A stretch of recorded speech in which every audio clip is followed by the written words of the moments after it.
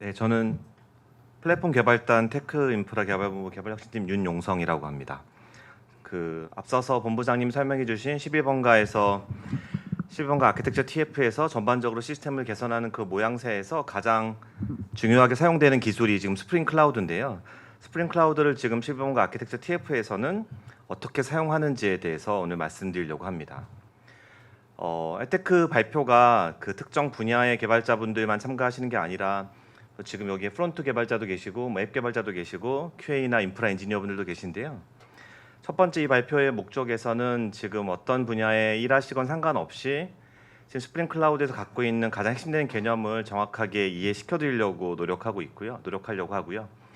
그래서 소스 코드는 최대한 자제하고 소스 코드가 나오더라도 백엔드 개발자가 아니시더라도 읽을 수 있는 수준의 아주 평이한 영어 문장으로 써 있는 소스 코드만 등장할 것입니다. 그리고 두 번째로는 스프링 클라우드를 적용했을 때 실제로 저희가 상용을 오픈하고 나니까 고려해야 될 사항들이 많았는데 그 고려해야 될 사항들에 대해서도 좀 공유를 드리고, 가장 중요한 것은 이 발표 끝났을 때 지금 각자 하시는 프로젝트에서도 부분이나마 스프링 클라우드의 중요한 혹은 좋은 개념들을 적용하실 수 있도록 하는 것이 이 발표의 목적입니다.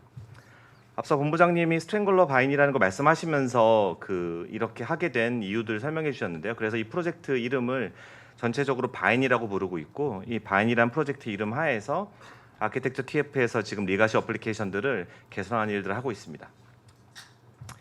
첫 번째 보시는 화면이 지금 마이크로 서비스로 운영되는 가장 유명한 회사 세 군데의 화면인데요. 가장 대표적인 넷플릭스 같은 경우를 보면 한 500여 개, 이것도 좀 오래된 장편이니까 지금 현재 에즈이즈는 정확히는 모르겠지만 500여 개의 마이크로 서비스로 구성되어 있다고 하고, 심지어 맨 좌측에 보이는 헤일이라는 택시앱 같은 경우도 400여 개의 마이크로 서비스로 구성되어 있다고 해요. 11번가는 이 정도로 분할되진 않겠지만 적어도 내년 말이 되면 업무 영역별로 혹은 팀별로 10여 개에서 수십여 개의 API 서버들로 분리될 예정입니다. 이렇게 분리되게 된다라는 건 언뜻 지금 엔지니어라면 상상해 가시겠지만 되게 많은 리스크를 함께 지고 있어요. 이 서버들끼리 통신해서 하나의 업무가 처리돼야 되기 때문에 이 서버가 하나라도 에러가 난다면 서비스 전체에 대한 안정성이 큰 문제가 생기겠죠. 그래서 이런 부분들을 해결할 필요가 있는데, 이런 부분들을 저희가 바닥부터 다 해결할 것이냐, 이미 되게 훌륭한 베스트 프랙티스들이 오픈 소스로 공개돼 있죠. 그중 첫 번째 것이 밖에서 많이들 얘기하는 넷플릭스 OSS입니다. 넷플릭스 OSS 컴포넌트들이 중요한 의미는 실제로 넷플릭스에서 저희가 영화를 볼 때 혹은 빌링을 할 때 이 오픈 소스들을 사용하고 있다는 거죠. 넷플릭스가 자기 필요에 의해서 만든 것들을 프로덕션에 적용하고 그 중에서 안정화된 것들을 실제로 코드를 발라내서 오픈 소스 사용할 수 있는 것들만 공개하고 있거든요. 이 중에서 우측에 보시는 히스트릭스 유레카 리본에겐에서는 오늘 설명을 드릴 거고요. 또 하나의 중요한 프로젝트는 스프링 클라우드입니다. 스프링 클라우드는 큰 다른 프로젝트를 갖고 있는 엄브렐러 프로젝트인데, 스프링 클라우드에서는 실제로 넷플릭스 OSS에서 제공하는 기본적인 컴포넌트들을 스프링 개발자들이 쉽게 쓸 수 있도록 한 겹 쌓아놨어요. 뿐만 아니라 클라우드 환경의 MSA나 일반적인 환경의 MSA를 구축할 때 필수적으로 필요하다라고 판단되는 것들을 컴포넌트로 개발해 놓고 있습니다. 이 사이의 교집합을 저희가 부르는 것이 스프링 클라우드 넷플릭스라 부르는 것들입니다. 일반적으로 스프링 클라우드 넷플릭스라고 한다면 넷플릭스가 OSS로 제공하는 것들을 스프링에서 한번 감싼 녀석들이죠. 11번가에서는 이 스프링 클라우드 넷플릭스랑 스프링 클라우드에서 제공하는 일부 컴포넌트를 사용해서 구축했고요. 가장 먼저 11번가가 어떻게 사용하나를 보기 전에 기본적인 개념을 설명드리려고 합니다. 먼저 서킷 브레이커라는 거에 대해 설명드릴 건데요. 단어를 많이 들어서 이 개념을 친숙하신 분도 계실 거고, 아니면 그 단어 자체 그냥 전기에서 사용하는 그 회로 차단기, 누전 차단기 정도의 개념을 생각하실 수 있는데요. 가장 간단한 코드 하나로 서킷 브레이커라는 것이 어떠한 개념을 띠는지, 특히 여기서 설명하고자 하는 것은 일반적인 의미의 서킷 브레이커에서 확장된 히스트릭스가 제공하는 서킷 브레이커가 뭐뭐를 제공하는지를 설명드리려고 합니다. 첫 번째 보시는 코드는 서버 개발자 아닌 분들도 잠깐 눈 부릅뜨고 바라보시면 이해하실 수 있는 저희의 소스 코드에 가장 흔하게 등장하는 내용들이죠. 저희 소스에서 다른 서버로 호출하는 일들. 현재 저희가 모놀리틱하게 개발하고 있는 코드들에도 많이 등장하고, MSA로 개발하게 될 경우는 이러한 유사한 코드들이 더 많이 등장하겠죠. 왜냐하면 외부 시스템들을 호출해야 되니까요. 히스트릭스 서킷 브레이커를 적용한다라는 건 매우 간단합니다. 적당한 디펜던시만 설정한다면 골뱅이 히스틱스 커맨드를 적용하게 된다면 이 메소드는 서킷 브레이커가 적용돼 있다고 말할 수 있죠. 그러면 중요한 것은 진짜 서킷 브레이커가 적용돼 있다는 건 이 메소드를 호출할 때 무슨 일이 벌어지냐입니다. 벌어진다라는 건 첫 번째는 이 메소드는 저희가 자바 코딩으로 실제로 그냥 호출하더라도 그 메소드가 그냥 실행되는 것이 아니라 누군가에 의해서 대신 실행됩니다. 이 대신은 누구인가는 좀 이따 말씀드리고요. 두 번째 중요한 개념은 이 메소드가 실행됐을 때 에러가 났는지 성공했는지 누군가 계속 통계를 내고 있습니다. 세 번째는 이 통계에 따라서 서킷 오픈이라는 개념을 발동하고 서킷이 오픈되면 필요한 어떠한 조치를 내립니다. 이 세 가지가 이 서킷 브레이커를 히스틱스 커맨드를 적용했을 때 벌어지는 일들이고요. 그러면 그 개념에 대해서 볼 텐데 지금 히스틱스를 말하는 또 흔히 소프트웨어에서 말하는 서킷 브레이커라는 개념은 서킷이 오픈된다면 그 오픈된 메소드가 호출을 즉시 차단하고 일정 시간 동안 즉 저희가 메소드를 호출했을 때 브레이크 포인트를 걸어보면 실제 메소드 안으로 들어가지도 않고 메소드가 익셉션으로 튕겨 나오게 되는 거죠. 서킷이 오픈된다는 건 그 메소드 호출을 즉시 차단한다는 의미고 그럼 이 차단을 과연 왜 해야 되느냐. 특정 메소드 안에서 지연이 발생하는 것들이 시스템 전체적인 장애로 이어진다는 거죠. 저희가 일반적인 지금 톰캣 환경에서는 톰캣 워커 스레드에 의존하는 동기적인 모델로 코딩을 하고 계실 텐데 이 경우는 더욱 심각하게 특정 메소드에서 지연이 벌어진다면 저희 워커 스레드 512개가 전부 다 그 메소드에 홀딩 되겠죠. 비동기적인 방식을 사용하는 서버를 사용하시더라도 그 특정 메소드에서 특정 스레드 혹은 특정한 일들이 머물러 있음으로써 소모되는 메모리나 다른 자원들이 심각할 것입니다. 또한 어떠한 서버에서 장애가 일어났을 때 그 서버로의 트래픽을 차단해주지 않으면 이 서버를 다시 복구하는 데도 되게 힘든 상황이 벌어지겠죠. 그래서 지금 서킷을 오픈한다는 의미는 어떤 장애가 벌어진 내 시스템이 아닌 타 시스템에서 장애가 벌어졌을 때 그 시스템에 대해서 연동을 조기 차단하고 그래서 그럼으로써 나의 시스템을 보호한다는 의미가 되겠습니다. 그럼 앞서 보셨던 골뱅이 히스틱스 커맨드라는 걸 붙였을 때 실제로 벌어지는 일은 기본 설정인데요. 10초 동안 그 메소드가 20번 호출됐을 때 50% 이상으로 익셉션이 발생한다면 서킷이 오픈됩니다. 물론 이 값들은 전부 다 설정이 가능하고 이 메소드의 호출은 현재 설정으로는 5초간 차단되고 5초가 지나면 단 한 번의 호출이 다시 허용되고요. 이 호출이 허용되면 서킷이 다시 닫혀서 정상으로 돌아오고 여전히 5초 뒤에도 실패하면 서킷은 오픈된 채로 남아있게 되죠. 이게 지금 일반적인 소프트웨어에서 말하는 그리고 히스틱스에서 말하는 서킷 오픈의 개념입니다. 그러면 실제 서킷 브레이커를 걸렸을 때 호출되는 일을 맨 앞 두 페이지 전에서 말씀드렸던 개념들을 대비해서 보면요. 이 메소드를 호출했을 때는 누군가 인터셉트를 해서 대신 실행해 준다고 한다는데 그 대신은 톰캣의 워커 스레드가 아니라 실제로 히스틱스가 따로 만들어 놓은 스레드 풀에 의해서 실행되게 됩니다. 이 스레드 풀에 의해서 실행되는 의미는 나중에 뒤에서 다시 한번 설명드리고요. 두 번째 아까 통계가 내어진다고 했는데 이 통계라는 건 내부에 생성된 서킷 브레이커라는 객체 안에 이 메소드가 10초 동안 몇 번 호출됐고 몇 번 에러가 나서 에러 퍼센트가 몇 번이라는 걸 계속 기록하고 있죠. 이게 히스틱스가 대신 가로채 하는 일이고요. 그러고 나서 아까 말씀드렸던 10초 동안 20번 호출돼서 50% 에러가 발생했을 때 내부적으로 서킷 오픈 상태가 벌어지게 되고 서킷이 오픈되면 앞서 설명드렸듯이 그 메소드의 호출은 차단되게 됩니다. 따라서 특정 메소드 안에서 어떤 외부 시스템을 연동했는데 그 시스템에 장애가 벌어질 경우에 그 시스템에서 그 문제가 해결될 때까지 이 메소드가 대기하는 것이 아니라 특정 비율까지 에러가 발생한다면 바로 차단돼서 그 메소드에 대한 지연으로 내 시스템에 장애가 일어나는 걸 막을 수 있겠죠.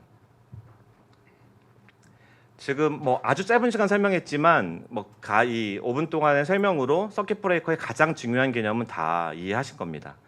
히스틱스는 근데 이 서킷 브레이커를 되게 다양한 단위로 설정할 수 있게 하고 있는데요. 기본적으로 앞서 설명드리지 않았지만 히스틱스 커맨드라는 걸 붙이게 되면 서킷 브레이커라는 것 자체가 이 메소드 하나하나별로 따로따로 생기게 됩니다. 예를 보면 이 코드를 잠깐 눈여겨보시면 어떤 추천이라는 API를 지금 호출하고 있죠. 그리고 대개 API가 유사합니다. 저희가 예상하건대 같은 서버를 가리키는 거 봐서 같은 팀에서 같은 서버에서 운영되고 있는 되게 유사한 일을 하는 거겠죠. 현재 지금 예제처럼 이렇게 서킷 브레이커를 건다면 이 두 개의 메소드가 별도의 서킷 브레이커를 가지게 됩니다. 그 의미는 반대로 다시 생각해 보면 첫 번째 메소드에서 일어난 에러 통계랑 두 번째 메소드에서 일어나는 에러 통계가 별도로 계산되고, 따라서 첫 번째 메소드에서 서킷이 오픈되더라도 두 번째 메소드로는 여전히 트래픽이 들어가겠죠. 근데 저희가 엔지니어로 상식적으로 생각한다면 이거는 유사하게 유사한 두 가지니까 서킷이 한꺼번에 묶여야 된다는 걸 상상하실 수 있습니다. 그래서 이 서킷을 명시하는 단위가 커맨드 키인데요. 커맨드 키라는 걸 화면에 보시는 것처럼 이렇게 같은 이름으로 준다면 이 두 개의 메소드는 같은 서킷 브레이커로 뭉치게 됩니다. 따라서 서킷 브레이커를 적용할 때 개발자 입장에서 제일 중요한 것은 어떠한 단위로 서킷 브레이커를 적용할 것인가. 그거는 이 메소드 안에 구현된 업무 로직에 기반해야겠죠. 이 그림에서 보시는 거는 첫 번째 메소드에서 서킷이 오픈된다면 두 번째 메소드도 같이 차단될 거고요. 왜냐하면 하나의 서킷 브레이커 객체를 공유하게 되니까요. 또 하나의 메소드에서 서킷이 다시 클로즈 된다면 당연히 두 번째 다른 메소드도 함께 서킷이 다시 클로즈 되겠죠. 서킷 브레이커의 단위는 이렇게 명시할 수 있고요. 히스틱스 서킷 브레이커가 제공하는 또 하나의 되게 중요한 개념이 폴백이라는 개념이 있는데요. 폴백이라는 개념은 실제 저희가 서킷 브레이커를 건 메소드에서 에러가 발생했을 때 다른 일을 수행할 수 있는 메소드를 대신 지정하게 됩니다. 저희가 아까 보여드린 예제에서 재밌는 거는 실제로 저희가 어떤 추천 API를 적용했을 때 벌어질 만한 일인데요. 저희가 어떤 메인 화면에 뿌리기 위해서 추천 API로 출했는데, 물론 추천 TF에서 이 시스템을 잘 운영하고 계시니까 장애는 안 나겠지만, 만약에 장애가 난다면 실제로 추천 항목이 가져와지지 못했다고 저희가 가장 중요한 상품의 리스트를 보여주는 화면에 뿌리지 못해서는 안 되겠죠. 그렇다면 당연히 폴백에서 할 일은 미리 준비된 상품 목록을 뿌려주는 일일 겁니다. 이런 식으로 서킷 브레이커를 적용하면서 하나 얻을 수 있는 것들은 특정한 메소드에서 익셉션이 발생하면 대신 처리할 수 있는 로직을 심어두고 화면에 보시는 것처럼 그 메소드 이름을 적어두기만 한다면 지금 서킷 브레이커가 걸린 메소드에서 발생하는 모든 익셉션들은 무시되고 그 익셉션에 대신 그 폴백 메소드가 실행되게 됩니다. 이런 부분들은 11번가에서 많은 화면을 구성할 때 상당히 중요한 의미를 가지는데, 예를 들면 상품 상세 화면을 보여주는데 밑에 Q&A를 못 가져온다. 고작 Q&A를 못 가져온다고 상품의 가격이랑 상품 정보랑 주문 버튼을 안 띄워서는 안 되겠죠. Q&A를 못 가져온다면 당연히 Q&A를 공란위로 버려버리고 그리고 상품의 상세 화면을 띄울 수도 있고요. 뭐 이런 부분들은 이제 기획자분들이 결정해 주실 내용들인데, 이런 개념을 통해서 실제 장애가 발생했을 때도 어떠한 일을 대신 처리할까를 지정할 수 있습니다. 또 하나 대단히 중요한 개념은 타임아웃에 관한 개념인데요. 저희가 어떤 메소드를 개발하게 되면 이 메소드가 최대 몇 초 안에 끝난다라는 걸 메소드를 호출하는 쪽이 약속하는 건 되게 힘듭니다. 왜냐하면 저희 메소드 안에는 소켓을 사용할 수도 있고 JDBC를 사용할 수도 있고, 소켓에는 소켓 커넥트 타임아웃, 리드 타임아웃이 있고, 또 소켓 커넥트 타임아웃은 저희가 옵션을 주더라도 OS에 디펜던트하고 또 상대방 서버에 디펜던트해서 그 타임아웃 시간을 예측할 수가 없어요. 또한 서드 파티 라이브러리를 사용하는 경우는 이게 몇 초 동안 걸리고 최대한 끝나나를 예측할 수 없죠. 만약에 앱에 연동을 하거나 프론트 개발자와 함께 이 API를 화면에 연동한다면 최소 2초 안에 만약에 화면에 뿌려지지 못한다면 이 화면에 끊고 다른 화면에 뿌려야 된다라는 요건들은 당연히 기획 쪽에서 막 흔하게 나올 법한 내용들입니다. 이런 타임아웃을 정확하게 컨트롤할 수 없는데, 혹은 저희가 그걸 컨트롤하려면 되게 많은 코딩을 해야 되는데, 히스틱스에서는 서킷 브레이커 단위로 시간을 지정해놓을 수 있습니다. 예를 들면 지정을 해놓으면 그 메소드가 그 시간 안에 끝나지 않으면 자동으로 익셉션이 발생하면서 폴백 루틴을 타게 되죠. 하나 주의할 것은 기본 설정이 1초로 되어 있기 때문에 이 설정을 가장 자기 자신의 업무 로직에 맞게끔 서킷 브레이커별로 조정할 필요가 있습니다.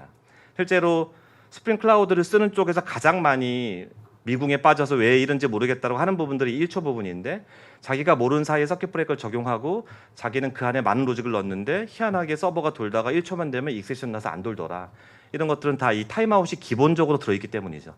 이 타임아웃을 디세이블 하려면 글로벌하게 전체를 디세이블하는 방법밖에 없고, 모든 서킷 브레이커가 걸린 메소드들은 글로벌하게 디세이블하지 않는다면 타임아웃이 걸리게 됩니다.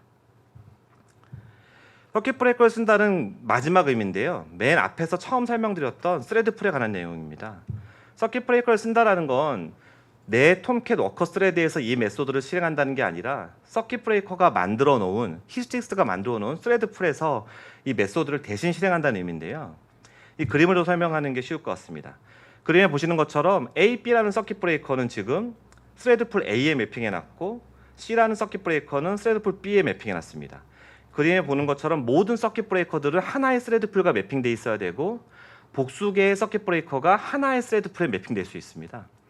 이렇게 해놓음으로써 실제 서킷 브레이커를 통해서 실행돼야 되는 아까 히스틱스 커맨드가 붙은 메소드들이 저희가 미리 할당해 놓은 스레드 풀에서 동작하게 되는 거죠. 이 스레드 풀은 그럼 어떻게 구분하느냐? 스레드 풀은 아까 커맨드 키와 달리 스레드 풀 키라는 값을 똑같이 프로퍼티를 지정하면 그 스레드 풀을 사용하게 됩니다. 이 스레드 풀별로 맥스 사용할 개수를 지정해 놓음으로써 다양한 효과를 거둘 수 있는데요. 첫 번째는 아까 말씀드렸던 장애의 전파를 막는 것입니다. 특정한 시스템에서 장애가 났을 때 그 시스템에 대한 연동되는 제 워커 스레드들이 거기에 물려서 지연되게 되면 제 톰캣의 워커 스레드들이 전부 다 거기에 바인딩돼서 다른 서비스를 처리하지 못하겠죠. 예를 들면 제가 Q&A를 가져오려고 Q&A를 호출했는데 Q&A 지연이 걸려서 제 모든 워커 스레드들이 Q&A를 호출하는데 머물러 있다면 정작 중요한 주문이란 일은 처리하지 못하고 있겠죠. 따라서 스레드 풀을 분리함으로써 가장 중요한 외부 디펜던시 간의 아이솔레이션을 만들어주는 역할을 합니다. 두 번째는 내 시스템 내부에서 어떤 기능들에 대해서 골고루 리소스를 분배하는 거죠. 예를 들면 주문에 워커 스레드 풀을 10개 할당하고 상품 상세를 보여주는데 50개를 할당하고 하는 식으로 특정한 제 스레드들이 하나의 외부 디펜던시에 바인딩 되지 않도록 골고루 분배해 주는 역할도 합니다. 물론 오늘 설명에 나오지 않지만 이 스레드 풀을 사용하는 것들은 제 호출하는 워커 스레드가 아니라 실제로 실행되는 코드들이 다른 스레드에서 실행되기 때문에 생기는 스레드 로컬 같은 것을 사용하셨을 때 문제가 발생할 수 있기 때문에 이거는 세마포어 방식이라는 같은 워커 스레드에서 호출하는 방식으로 변경하실 수는 있습니다. 그거에 대해서는 오늘 다루진 않을 거고요. 그렇다면 그림에서 보시는 게 저희가 앞으로 갖게 될 서버의 되게 추상적인 모습입니다. 위 상단의 50%가 하나의 서버고 하나의 서버 안에서는 아래 구름에 그려 있는 20-30개의 외부 서버를 호출하게 될 것입니다. 하나의 업무가 최소한 두세 개의 API 서버를 호출하게 될 거고요. 11번가에서는 뭐 다른 MSA를 개발한 것도 마찬가지겠죠. 이렇게 분할한다라는 건 근데 상당히 무서운 일입니다. 예를 들어서 각각의 구름 안에 있는 지금 30개의 서버에 대해서 99%의 가용성을 보장하도록 짰다. 이거는 일반적으로 저희 전사적으로 봐도 되게 잘 짠 거죠. 99%의 가용성, 0.01%의 다운타임을 갖는다는 건 서버를 되게 잘 짠 거지만 마이크로 서비스 환경에서 서비스가 이렇게 잘게 분화되게 되면 예를 들어 30개로 분화된다면 이 서비스 전체 가용 시간은 하나도 장애가 난다면 결국은 전체 가용 시간은 99.7%에 불과하겠죠. 이래도 되게 커 보이지만 이걸 한 달 기준으로 계산해 본다면 2시간이라는 다운타임이 발생하게 됩니다. 즉 다시 말해서 저희가 각각의 마이크로 서비스를 대단히 잘 작성하더라도 99%의 가용성을 보장되더라도 이렇게 30개의 서비스로 분리하게 되면 저희 서비스 전체 가용 시간은 99.7%로 떨어지게 되는 거죠. 따라서 오늘 지금 설명드린 것처럼 서킷 브레이커, 스레드 풀 두 가지 개념을 통해서 특정한 서버가 장애가 났을 때 서킷 브레이커로 조기 차단하고 그 장애가 내 시스템으로 번지지 않도록 스레드 풀을 통해서 아이솔레이션 하는 이 두 가지 개념으로 실제로 마이크로 서비스 환경에서 많은 API로 쪼개졌을 때 벌어질 수 있는 전체 시스템의 가용성의 저하를 상당 부분 막을 수 있습니다. 여기까지가 지금 서킷 브레이커에 관한 내용들이었고요. 두 번째 중요한 개념 설명드리겠습니다. 리본이라는 클라이언트 로드 밸런서인데요. 클라이언트 로드 밸런서라는 이름이 좀 거창해서 적당히 감이 안 오실 수 있는데 이 화면에 보시는 게 가장 일반적인 서버 기반의 로드 밸런싱이죠. 저희가 많이 쓰는 L4 기반의 L4 기반의 로드 밸런싱이 되게 장점도 많습니다. 되게 편리하죠. 근데 굳이 단점들을 꼽자면 일단 하드웨어가 필요해서 설정 같은 것들이 필요하고 또한 비용도 증가되고 유연성이 떨어지죠. 또한 여기에 서버 목록을 추가하려면 저희는 현재 지라 티켓을 발행하고 있고 인프라 엔지니어링 본부의 담당 엔지니어분들이 서버 설정을 넣어줘야 되죠. 또한 로드 밸런싱 스킴이 하드웨어 기반이기 때문에 상대적으로 한정적입니다. 저희 라운드 로빈을 주로 쓰거나 세션 위에 스티키를 쓰거나 오늘 설명드리려는 클라이언트 로드 밸런서라는 리본은 단순한 되게 작은 소프트웨어 모듈입니다. 화면에 보시는 것처럼 API 호출하는 콜러 쪽에 탑재되는 되게 작은 자르 하나예요. 이 자르에서는 실제로 로드 밸런싱을 직접 수행하는데 어떤 의미냐면 제가 API를 호출할 때 한 번은 서버 1로 알아서 호출해주고 한 번은 서버 2로 호출해주고 한 번은 서버 3로 호출해주고 하는 실제 L4가 해야 되는 역할을 API를 호출하는 콜러 쪽에 부과하는 역할입니다. 이렇게 되면 되게 많은 장점을 갖게 되는데요. 일단 하드웨어 설치 없이 인프라를 마음대로 구성할 수 있으니까 인프라를 느리고 줄이고 하는 것들이 되게 자유롭겠죠. 또 서버 목록을 리본 안에 넣는 것도 설정으로 가능하니까 대단히 빠르게 자동화할 수 있고요. 또한 로드 밸런싱 스킴이라는 게 소프트웨어로 구현된 또 스프링 클라우드에서는 스프링의 빈에 불과하기 때문에 로드 밸런싱 스킴은 저희가 얼마든지 저희의 목적에 맞게 넣을 수가 있습니다. 그 리본이 가지고 있는 추가적인 기능들을 좀 설명드리려고 하는데요. 첫 번째 가장 중요한 개념은 서버 리스트입니다. 저희가 단순하게 컨피그레이션 기반으로 서버 리스트를 줄 수도 있지만 바로 다음 장에서 설명드릴 디스커버리라는 개념을 통해서 이 서버의 목록은 동적으로 주입해 낼 수 있습니다. 즉 서버 목록을 저희가 하드 코딩에 넣지 않아도 된다는 거죠. 두 번째 중요한 개념은 iRule이라는 개념인데요. 그럼 서버 목록을 4개 받았다면 그 4개 중에서 어떤 서버를 저희가 선택해서 트래픽을 보낼 것이냐, 이거를 iRule이라는 걸 통해 가지고 설정할 수 있는데, 다음에 3가지 대표적인 룰이 있습니다. 첫 번째, 심플 라운드 로빈, 가장 흔히 쓰는 방법이죠. L4랑 정확하게 동작할 것입니다. 두 번째는 되게 흥미로운 부분인데요. 응답 시간에 따라서 트래픽을 다르게 넣는 모듈도 이미 개발돼 들어가 있습니다. 저희가 L4 뒤에 서버를 놓게 되면 인위적으로 항상 같은 사양의 VM을 할당받죠. 왜냐하면 같은 용량을 처리하기 위해서. 실제로 두 번째 룰을 사용하게 될 경우는 서버의 응답 시간에 따라서 트래픽을 조정해 주기 때문에 저희가 그러한 서버의 지금 사이즈에 대해서 구애받지 않아도 됩니다. 그러나 이제 가장 중요한 건 세 번째 개념인데요. iRule 안에는 또 하나의 안전장치가 들어있습니다. 또 하나라고 표현하는 건 앞서 설명드린 히스트릭스가 갖는 서킷 브레이커의 다양한 안전장치들이 있기 때문이죠. 서킷 브레이커를 적용하고 나서 그 안에서 리본을 쓰게 된다면 리본 안에서의 또 하나의 안전장치는 어베일러빌리티 필터라는 게 있는데, 이 필터는 기본 동작은 제가 받은 목록, 예를 들어 4대 중에 한 대 서버를 호출했는데 그 서버 에러가 그 서버에 대한 호출이 연속해서 3번 실패한다면 잠시 동안, 처음엔 5초 동안, 그 다음에는 5초의 제곱, 최대는 설정할 시간까지 트래픽을 임시적으로 차단해 줍니다. 즉 저희가 서버를 운영할 때 로드 밸런싱 5, 6대를 구성하더라도 임의의 서버를 죽이게 된다면 그 서버에 대한 트래픽은 최소 3번이 호출되게 되면 바로 5초 동안 차단되게 되죠. 이거는 전체적인 히스틱스에서의 서버 군의 에러 비율을 지금 계산해서 50%에 도달하면 서킷을 차단하는 것보다 더 작은 단위의 차단이죠. 즉 서킷 브레이커에서는 A라는 서버군이 4대가 있었을 때 종합적으로 50% 에러가 났다면 A군에 대한 트래픽을 차단하는 거지만, 여기서의 개념은 A군 안에서 서버 1, 2, 3, 4번이 있을 때 4번 서버가 지금 안정적이지 못하다면, 4번 서버가 에러 3번이 난다면 로드 밸런싱 할 때 4번을 대상에서 아예 빼버리게 되는 거죠. 세 번째 또 하나의 중요한 개념은 이 안에 자체적으로 주기적으로 핑하는 개념이 들어있습니다.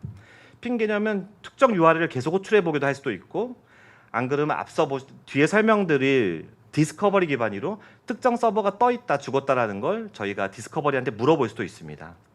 이걸 통해서 특정 서버가 죽어 있다면 역시 그 서버를 로드 밸런싱 대상에서 임시적으로 제거하게 됩니다.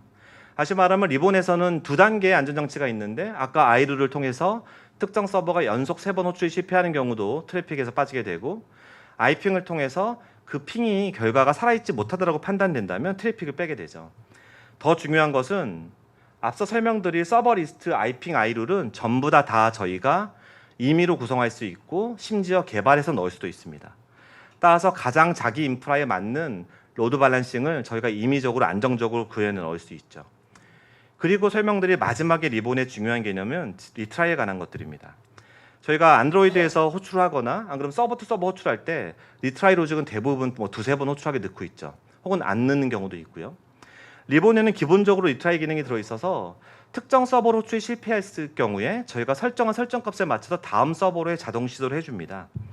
그 시도는 2가지 가능한데요. 같은 서버로 몇 번 찌를 것이냐, 혹은 다음 서버로 몇 번 찌를 것이냐 설정할 수 있고, 찌르는 조건은 익셉션이 발생했을 경우, 혹은 익셉션이 발생하지 않았더라도 특정한 스테이터스 코드, 예를 들면 503이나 506에 돌아왔을 경우 제시도 하게끔 설정할 수도 있습니다.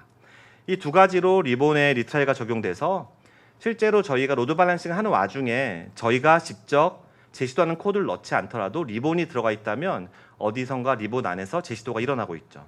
가장 중요한 리본은 어떻게 쓰느냐, 리본 API는 리본 API를 사실상 직접 사용하는 경우는 없는데요. 만약 직접 사용한다면 실제 리본한테 API를 호출해서 다음 트래픽을 전송해야 될 IP 어드레스랑 포트 번호를 받은 다음에 저희가 스트링 더하기로 URL 더해서 쓰면 되겠죠.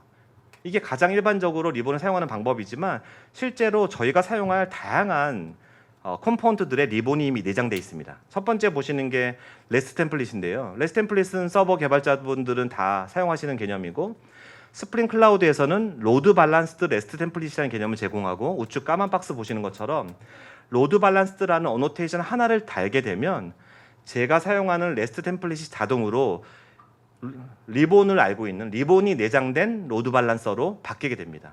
따라서 이 레스트 템플릿을 사용하는 것만으로 자동으로 서버 군들, 제가 설정해놓은 서버 군들로 차례대로 호출하는 레스트 템플릿으로 변경되게 되죠. 두 번째는 스프링 클라우드 페인이라는 HTTP 클라이언트가 있는데요. 이 클라이언트 안에도 리본이 내장돼 있고 이거의 사용과 필요성에 대해서는 뒤에서 다시 한번 설명드리겠습니다. 세 번째는 API 게이트웨이, 넷플릭스에서 만든 API 게이트웨이 줄에도 이 리본이라는 개념이 들어가 있습니다. 여기까지가 이제 세 가지 설명드릴 개념 중에 두 번째 가장 중요했던 리본에 관한 개념이었고요. 세 번째 유레카에 관한 걸 말씀드리려고 해요. 11번가에서도 그렇고 넷플릭스도 그렇고 서버를 엄청나게 많은 수로 분할하고 있고 분할하고 나서는 정말 많은 고민이 생겼습니다. 각각의 서버들은 IP 어드레스 포트 번호를 다 제각각이고 따라서 이것들을 엘포도 없이 저희가 지금 클라이언트 로드 밸런싱 한다고 했는데 과연 그럼 이 서버 주소랑 IP 어드레스 포트 번호를 어떻게 관리하고 누구에게 어떻게 알려줄 것인가? 즉 저희가 원하는 거는 서버가 새로 생기면 자동으로 이 IP 어드레스랑 포트 번호가 공유돼서 내가 주문을 호출하려면 주문 서버는 뭐뭐뭐다. 상품 상세를 호출하려면 상품 서버는 뭐뭐뭐다라는 걸 자동화돼서 가져올 수 있으면 좋겠죠. 또한 API 호출하는 쪽에서도 당연히 IP 어드레스가 아니라 주문, 상품 상세와 같은 특정한 비즈니스 이름으로 호출하는 걸로 자동으로 IP 어드레스로 매핑되고 로드 밸런싱 돼서 호출되면 좋겠죠. 이거를 위한 기본적인 개념이 유레카가 제공하는 다이나믹 서비스 디스커버리라는 개념입니다. 위쪽에 보시는 것처럼 API를 직접 제공할 API 서버 A가 있다 가정하고 아래쪽에 보시는 것처럼 API를 소모할 서비스 가가 있다고 가정하면요. API 서비스를 제공할 쪽이나 API 서비스를 호출할 쪽이나 둘 다 유레카 클라이언트가 탑재되어 있어야 합니다. 그러고 나서 실제 A 서버를 가동하게 되면 A 서버가 시동할 때 자기의 IP 어드레스랑 포트 번호 그리고 자기가 하는 서비스 이름을 유레카 서버에 전달하게 되죠. 그러고 나서 이거는 30초마다 계속 갱신해서 제가 살아있음을 알게 됩니다. 유레카 서버는 이 목록을 지금 서비스 A는 IP 뭐, 포트 뭐다라고 테이블에 보관하고 있고요. 두 번째 API 호출할 쪽은 이 서버에 주기적으로 호출을 해서 이 서버 목록을 갱신하고 있습니다. 따라서 서비스 호출할 콜러 가는 서비스 A가 몇 번 IP 어드레스에서 지금 제공되고 있다는 걸 알 수 있죠. 따라서 실제로 호출할 때는 리본과 유레카 클라이언트를 통해서 호출하게 되면 서비스 A라는 걸 호출할 때 자동으로 아까 가져온 목록들을 IP 어드레스랑 대치해서 레스트 템플릿이나 페인 클라이언트가 동작하게 됩니다. 따라서 저희가 호출한 실제 코드를 작성해 보시면 코드상에서는 서비스 가라고만 명시하면 되지 실제 IP 어드레스를 명시할 필요가 없어지게 됩니다. 또한 서비스 인스턴스를 대량으로 추가할 때를 편리한데요. 아래 보시는 것처럼 서비스 A를 저희가 인스턴스를 추가적으로 2, 3, 4, 5, 6번을 늘리게 된다면 추가적인 인프라 도움 없이 저희가 서버를 가동한다는 것만으로 이 인스턴스 정보들이 전부 다 유레카에 들어가게 되고 따라서 자동으로 일정 시간이 지나게 되면 트래픽들이 들어오기 시작하죠. 따라서 L4 없이 저희가 서비스를 구성한다는 게 실제로 저희가 서비스를 다이나믹하게 변경하는데도 또 이러한 구성을 자동화하는데도 엄청나게 편리하다라는 걸 상상하실 수 있을 것 같습니다. 실제 유레카 서버랑 클라이언트를 탑재하는 건 무지 간단한데요. 그림에 보시는 것처럼 스프링 부터 어플리케이션이라면 이런 두 개 어노테이션 넣는 것만으로도 지금 추가가 되고 본인이 개발하고 계시는 게 스프링 부터 어플리케이션이 아니더라도 실제로 유레카 클라이언트를 직접 코딩에 넣음으로써 아주 쉽게 탑재하실 수 있습니다. 지금까지 유레카 설명을 드렸고 앞서서 유레카 설명드린 리본과 유레카는 대부분의 경우 결합돼 동작합니다. 따라서 리본의 로드 밸런싱 될 서버의 목록이라는 것들은 유레카에 통해서 동적으로 공급받은 것들로 자동으로 동작하게 되죠. 그래서 정리해서 한번 말씀드리면 저희 지금 11번가 아키텍처 TF 프로젝트 바인에서는 히스틱스와 리본과 유레카를 함께 사용하게 되는데요. 첫 번째 원칙은 모든 서버 간의 호출에는 히스틱스를 적용한다. 앞서 보신 것처럼 히스틱스를 적용함으로써 이러한 장점들을 갖게 되죠. 모든 서버 간의 호출. 두 번째, 서버 간의 로드 밸런싱은 L4를 사용하지 않는다. 즉, 리본을 적용해서 로드 밸런싱을 사용함으로써 인프라의 구성도 자동화하고 단순화하고 또한 앞서 설명드린 것처럼 i룰이나 i핑을 통해서 그중 서버가 하나 불안정하더라도 서버의 트래픽을 자동으로 차단해 줌으로써 안정적으로 운영할 수 있게 되죠. 또한 부가적으로 리트라이도 적용돼 있으니까 특정 서버가 에러를 내더라도 자동으로 서비스를 재실행함으로써 되게 안정적인 응답을 제공할 수 있습니다. 세 번째는 유레카를 사용한다. 서버의 주소를 직접 아무데도 하드코딩하지 않는다는 거죠. 유레카를 사용하는 경우에는요. 따라서 저희가 서버를 추가로 투입하거나 필요 없어서 임시적으로 서버 트래픽을 뺀다라는 게 상당히 간단한 개념이 됩니다. 서버를 시작하면 유레카 서버에 등록되니까 자동으로 전체 인프라에 적용돼서 트래픽이 최대 1분에서 90초 사이에 들어오게 될 거고요. 트래픽이 필요 없어서 서버를 끄게 되면 자동으로 트래픽이 좀 이따 차단되게 되겠죠. 그래서 히스트릭스와 리본과 유레카 이 세 개를 같이 씀으로써 저희가 앞서 우려했던 MSA 환경에서 벌어질 수 있는 그러한 다양한 장애 요소를 한꺼번에 해결할 수 있습니다. 그러면 이제서야 좀 본론으로 돌아왔는데요. 11번가에서 적용하는 얘기를 해보도록 하겠습니다. 왼쪽에 보시는 게 11번가의 현재 그림이고요. 11번가 현재 그림은 커다란 와르 하나로 묶여있는 커다란 와스 서버 하나죠. 이것들이 목적별로 3, 4개 정도 존재하고 있습니다. 우측에 보시는 것처럼 앞에 본부장님이 설명해 주신 것처럼 단위 업무 목적별로 또 배포가 필요한 목적별로 저희가 서버를 나눠서 전시 서버, 전시라는 건 상품을 전시하는 서버를 말합니다. 뭐 주문 서버, 추천 서버, 뭐 제품 서버 같은 서버들을 계속 분리해 나가고 있죠. 첫 번째 고민은 11번가 리가시 어플리케이션이 있는데 이 리가시 어플리케이션에서 새로 개발된 API 서버를 호출할 때 그럼 어떻게 호출해야 되냐인가에 대한 고민입니다. 첫 번째 그 고민의 이유는 리가시 어플리케이션이라는 거는 되게 오래된 스택으로 만들어져 있죠. 그 오래된 스택에서 지금 저희 API 서버를 호출하기 위해서 이 많은 API들을 하드코딩에 넣거나 혹은 유레카, 리본 같은 것들을 집어넣어야겠죠. 그렇지만 기존의 11번가의 리가시 어플리케이션들에 이런 대단위의 수정을 한다는 건 되게 리스크 있는 일이고 또 현실적으로 가능한 일들은 아닙니다. 또한 두 번째 고민은 실제로 API 서버들을 분할하게 되면 원래 하나의 와스에서 하던 공통 기능들을 둘 데가 없어진다는 거예요. 실제로 기존에 하나의 와스로 묶어놨을 때 그 와스에서 인증도 처리하고 API 호출에 로그도 남기고 하는 많은 공통 기능들을 수행하고 있는데 이것들을 분할하고 나면 공통 기능을 둘 데가 없어진다는 거죠. 이 문제는 MSA에서 가장 흔하게 하는 어프로치인 API 게이트웨이를 맨 앞단에 도입함으로 해결할 수 있습니다. 지금 11번가 아키텍처 TF에서는 줄이라는 게이트웨이를 도입하고 있는데요. 줄이라는 API 게이트웨이는 일반적인 API 게이트웨이랑 상당히 유사합니다. 그림에서 보시는 것처럼 11번가에서는 새로 개발된 API 서버들을 리가시, 즉 프론트 와스라 써 있는 이런 리가시에서 호출할 때 관문위로 사용하고 있고 이 관문위로 사용함으로써 리가시 어플리케이션을 크게 수정하지 않고도 줄에서 어떠한 기능들을 해서 앞서 말씀드린 장애 방지를 위한 어떠한 역할들을 하려는 거죠. 두 번째, 실제로 지금 11번가에서는 앱이 트래픽이 직접 게이트웨이로 들어오고 있지는 않지만 일반적인 MSA 환경에서는 앱에서 호출하는 트래픽도 일로 들어오게 됩니다. 왜냐하면 앱에서 이 많은 API 서버 종류들을 다 하드코딩하거나 로드 밸런싱하게 구현하기 힘들기 때문이죠. 따라서 이 게이트웨이를 도입함으로써 뒷단에 있는 모든 API들을 노출하는 단일한 엔드포인트로서 역할을 하고 트래픽이 들어오면 그 서비스 이름에 맞게 각각의 트래픽을 던져주게 되는데요. 이 줄이란 게이트웨이는 일반적으로 저희가 사용하는 게이트웨이랑 하나의 다른 점이 있습니다. 그 다른 점은 앞서 말씀드린 히스트릭스, 리본, 유레카 세 가지 개념을 내장하고 있다는 거죠. 첫 번째, 밖에서 사용자의 트래픽이 들어올 경우 이 트래픽들은 무조건 히스트릭스 커맨드로 한번 감싸지게 됩니다. 따라서 앞서 말씀드린 것처럼 A로 가는 트래픽이 A라는 서버군이 장애가 나더라도 B, C, D 서버군으로 장애가 전파되는 걸 조기에 막아주죠. 두 번째는 리본이 들어 있습니다. 따라서 지금 저희가 서버를 구성할 때 모든 API 서버 앞에는 L4를 줄 필요 없게 되고 이 로드 밸런싱도 리본에 의해서 줄 안에 내장된 리본에 의해서 자동으로 수행되게 되죠. 또한 앞서 말씀드린 것처럼 iRule, iPing 같은 기능을 통해 가지고 특정 서버 하나의 인스턴스에 장애가 생기더라도 그 인스턴스에 대한 트래픽은 많이 들어가지 않은 채로 쉽게 빠지게 됩니다. 세 번째는 당연히 유레카 클라이언트가 안에 내장되어 있는데요. 이 유레카 클라이언트가 실제로 서버 목록들을 동쪽으로 가져오기 때문에 뒷단에 있는 리본한테 저희가 실제 호출될 API 서버들의 목록을 넣을 필요 없이 자동으로 주기적으로 이 서버 목록을 가져와서 매핑에 넣게 되죠.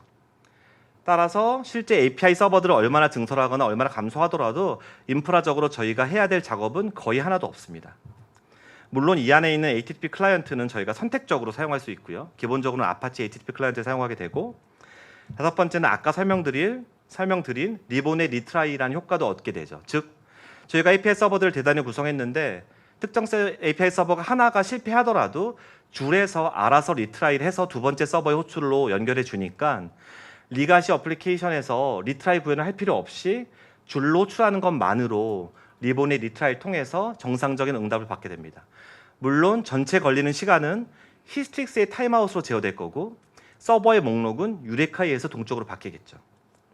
따라서 줄에 내장된 이 세 가지 개념을 통해 가지고 저희가 뒷단의 인프라와 앞단의 리가시 어플리케이션을 아주 쉽게 연결할 수 있게 됐고요. 따라서 줄의 모든 호출은 히스트릭스 리본 유레카가 함께 적용된다는 것. 그러면 기존의 그림을 다시 보겠습니다. 이 그림에서의 줄을 저희가 썼는데요. 그림에 보시는 것처럼 모든 리가시 어플리케이션의 호출은 지금 줄을 거치게 되고 줄이라는 것은 히스트릭스 유레카 리본을 자동으로 거치게 되겠죠. 첫 번째 저희 TFS의 원칙은 모든 기존의 어플리케이션 호출은 항상 줄을 통해야 된다는 겁니다. 따라서 줄에 내장된 세 가지 개념을 통해서 그런 안정성을 확보할 수 있고요. 두 번째 중요한 개념은 서버 투 서버의 호출입니다. 하단 그림에서 보시는 것처럼 전시 API 서버는 상품 API를 호출할 필요가 있고 추천 API 서버도 상품 API를 호출할 필요가 있습니다. 실제로 단순화해서 그렸지만 앞으로 향후에 많은 API 서버들이 직접 호출할 필요가 생길 것입니다. 이러한 서버 간의 호출에도 당연히 히스트릭스와 리본과 유레카를 적용해야 되는데요. 이 적용하기 위한 방법은 아주 간단하게 두 가지 방법이 있을 수 있습니다. 손위로 코딩에 넣는 것, 단순하게. 두 번째는 로드 밸런스드 레스트 템플릿을 쓰고 로드 밸런스드 레스트 템플릿을 쓴다라는 건 앞서 말씀드린 것처럼 유레카랑 리본이 기본으로 적용되고 그걸 히스트릭스 커맨드로 한번 감싸면 적용이 되겠죠. 근데 오늘 설명드릴 중요한 컴포넌트 중에 하나인 스프링 클라우드 페인을 쓰면 이 모든 고민이 한꺼번에 사라지게 됩니다. 스프링 클라우드 페인을 잠깐 보여드리면요. 스프링 클라우드 페인은 아주 단순한 HTTP 클라이언트입니다. 화면에 까만 박스 보이시는 것처럼 인터페이스를 하나 정의하고 그 인터페이스 하나하나 메소드가 REST API에 하나씩 호출하는 클라이언트 메소드가 되고 그리고 이 메소드는 우리가 흔히 사용하는 스프링 MVC에 어노테이션을 붙이면 됩니다. 이 인터페이스에 대한 구현은 우리가 할 거 없이 이 인터페이스 정리해 놓는 것만으로 이 HTTP 메소드를 호출할 수 있는 HTTP 클라이언트가 자동으로 생성되게 되는 거죠. 저희가 해야 될 유일한 일은 오토와이어드 받아서 이거를 메소드로 호출하는 것들이 실제로 HTTP 호출로 이어지게 됩니다. 앞서 말씀드렸듯이 이 페인을 사용하는 가장 중요한 장점은 이 페인 안에 히스트릭스, 리본, 유레카가 다 녹아 있다는 거죠. 이 페인만 설정에 사용하게 되면 유레카 서버가 갇혀 있다면 유레카 서버로부터 목록을 가져와서 리본의 로드 밸런싱을 통해서 자동으로 한 번씩 호출을 다른 서버로 해주게 되고 또한 이 메소드 호출 단위가 히스트릭스로 감싸 있어서 아까 저희가 말한 히스트릭스의 4-5가지의 장점들을 쉽게 적용할 수 있습니다. 따라서 12번가 아키텍처에서 서버들 간의 통신은 지금 파란 박스 보이시는 것처럼 스프링 클라우드 페인을 통해서 히스트릭스 유레카 리본을 적용하게 됩니다. TFS의 두 번째 원칙은 내부 간의 호출들은 스프링 클라우드 페인을 통하건 직접 코딩을 하건 히스트릭스 리본 유레카를 그림처럼 적용한다입니다. 그러면 마지막 고민이 남는데요. 마지막 고민은 저희가 새로 개발한 서버에서 다른 서버로 호출하는 경우입니다. 지금 현재 구현된 거에서는 추천 TFS 운영하고 있는 콜로세오라는 추천 서버로 호출하는 경우들이 있는데 저희가 다른 서버로 호출하는 경우도 당연히 이런 개념이 탐이 나겠죠. 그런 하나 문제는 추천 TFS 운영하고 있는 다른 외부의 서버는 저희가 유레카가 탑재되어 있지 않기 때문에 서버 주소를 유레카를 통해서 알 수는 없는 서버겠죠. 따라서 유레카를 제외한 히스트릭스와 리본만을 탑재해가지고 그 서버를 호출하게 됩니다. 이 호출 자체는 스프링 클라우드 페인에다가 유레카만 디세이블해서 사용하게 되면 이 두 가지를 사용하는 효과가 나기 때문에 그런 방식으로 사용하고 있습니다.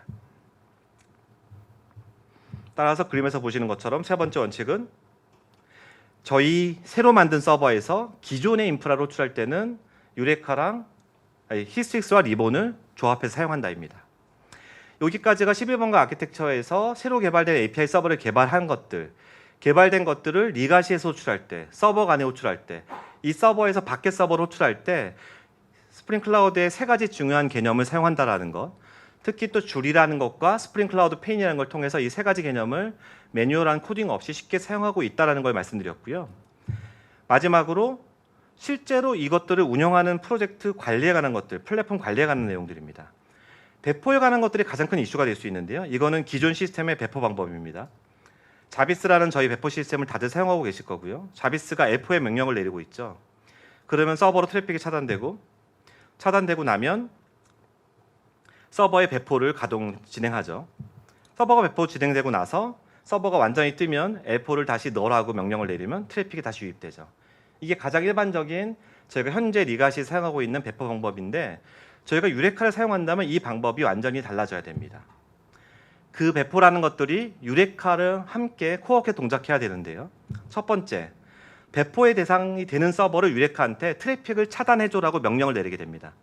이거는 유레카의 상태를 내부적으로는 아웃 오브 서비스라는 이름으로 바꾸게 되는 건데, 이 명령을 내리게 되면 각 API를 사용하는 콜러들에서 탑재된 유레카 클라이언트들이 주기적으로 서버 정보를 가져오면서 일정 시간이 지나면 이 트래픽들이 이 서버가 지금 더 이상 어웨이러블하지 않다라는 걸 유레카 클라이언트가 알게 되겠죠. 그러고 나서 배포 시스템이 서버 1번에 대한 배포를 진행하게 되고, 배포가 완료되고 되면 서버가 뜨게 되는데, 이 서버가 뜰 때 나는 살았다라고 다시 유레카 서버에 알려주게 되죠.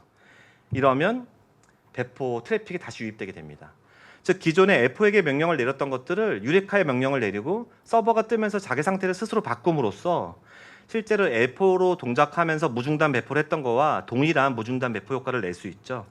다만 현재 지금 한계는 이 배포 시스템 자비스가 유레카를 알지 못하기 때문에 배포 시스템의 명령어를 저희가 수동으로 넣어서 필요한 스텝마다 유레카의 명령을 내리도록 하고 있습니다.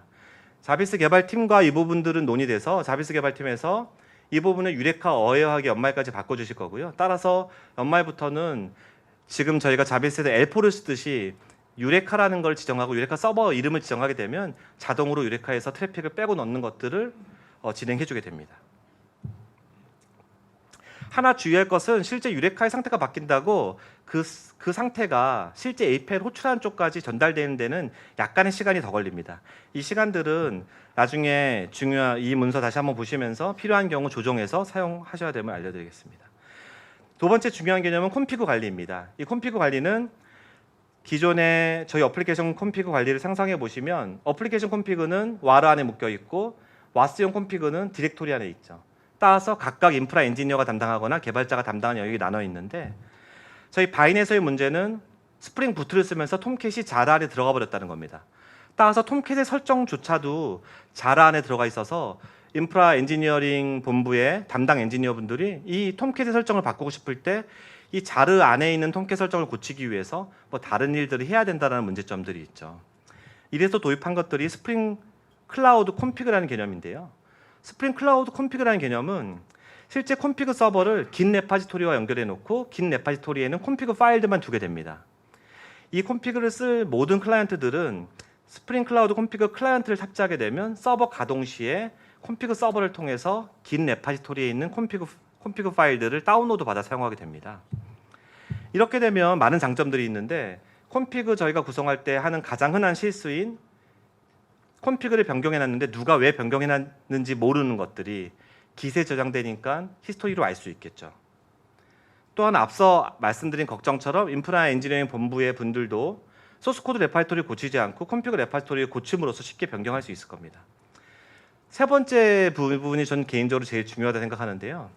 콤피그의 변경조차도 풀리캐스트가 가능하다는 겁니다. 실제로 콤피그는 한 명의 엔지니어에 의해서 변경되게 되고 많은 실수를 하게 되죠. 긴 레파지토리로 관리되게 되면 콤피그의 변경 사항을 풀리캐스트에 올리고 개발자와 인프라 엔지니어링 본부의 엔지니어들이 함께 참여해서 리뷰를 봄으로써 이 콤피그가 왜 바뀌었는지, 어떤 영향을 미치는지, 혹은 실수한 것이 없는지 더블 체크할 수 있는 기회를 갖게 됩니다. 마지막으로는 모니터링 이슈입니다. 기본적으로 저희 기존의 인프라로 피몬, 엘몬, 자빅스를 통해서 시스템 모니터링, 서비스 모니터링을 하고 있는데, 이 스프링 클라우드에 이런 컴포넌트를 도입하게 되면 히스틱스 모니터링이 제일 중요하게 됩니다. 왜냐하면 아까 설명드린 서킷 브레이커의 지금 현재 상태, 그리고 스레드풀의 상태가 제일 중요하게 되죠. 따라서 이 부분은 지금 넷플릭스가 공개한 터빈이라는 걸 사용하고 있는데요.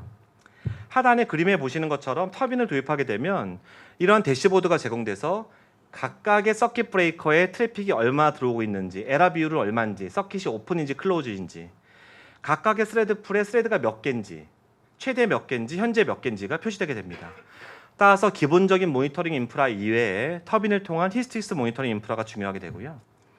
두 번째는 어드민에 관한 부분들인데 스프링 부트 어드민 서버라는 되게 편리한 서버가 제공되고 있습니다. 이 오픈소스를 갖다 쓰시게 되면 저희가 만든 모든 API 서버들이 우측에 그림 보이시는 것처럼 그림상에 표시되게 되고 저희가 스프링 부트 액추에이터를 통해서 접근할 수 있었던 서버를 제어하기 위한 많은 것들, 서버의 정보를 확인하기 위한 많은 엔드포인트들을 UI로 활용할 수 있고요.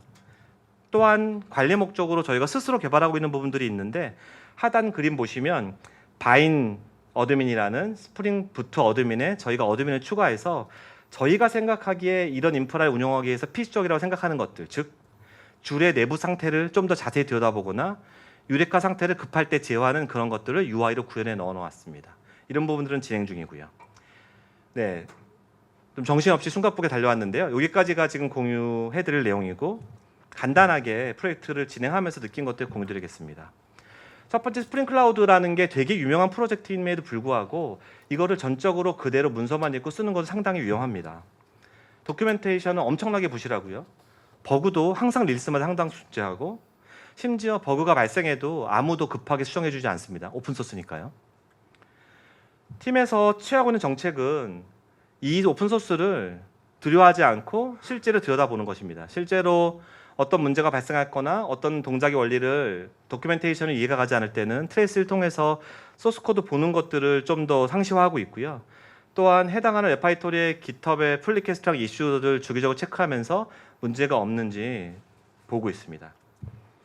두 번째는 테스트에 관한 것들인데요. 일반적인 테스트를 말씀드리고자 하는 것들이 아니라 스프링 클라우드의 기능에 관한 테스트를 말씀드리고자 합니다. 실제로 6개월 동안 겪었던 일 중에 가장 황당한 일들은 아까 말씀드린 폴백 같은 것들이 동작해야 되는데 갑자기 릴리스에 마이너 업데이트 하나를 했는데 폴백이 갑자기 동작하지 않는 거죠. 혹은 리본의 리트라이가 동작해야 되는데 갑자기 릴리스 하나 올렸고 릴리스 노트에도 안 써 있었는데 리트라이가 동작하지 않는 거죠.